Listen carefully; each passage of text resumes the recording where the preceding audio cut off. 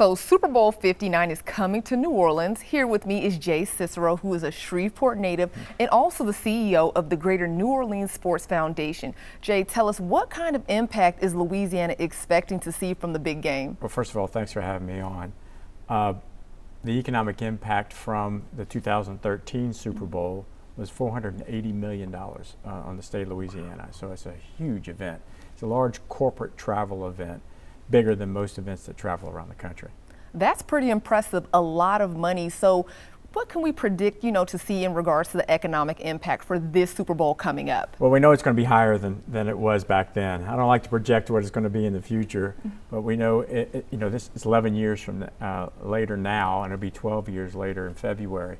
So we know it's going to be over $500 million. Wow, that's really good for our state. So this is the 11th time, our state will be hosting the Super Bowl. So what goes into hosting the most televised sporting event in the nation? It's a lot of work. We actually bid on the event back in 2018, and we've been working ever since to prepare for these 2 weeks, plus a bunch of other events in between. But the fundraising is the hardest part. And so in order to fulfill the obligations in the bid that we made in 2018, you have to fundraise both privately and publicly. So we've been on a major fundraising tour for the past 2.5 years, and now it's all operational and execution up to the next 5.5 months. And Jay, just tell us, what goes all into the fundraising? I don't think a lot of people understand how much it costs to host such a major event. It's millions and millions of dollars, and again, it's a combination of public and private funds.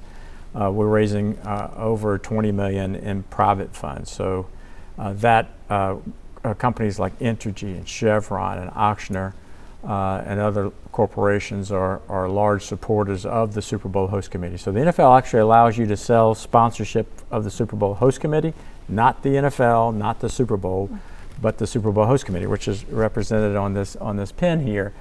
And that's a very unique way of raising funds to help offset the costs of delivering the requirements in the bid.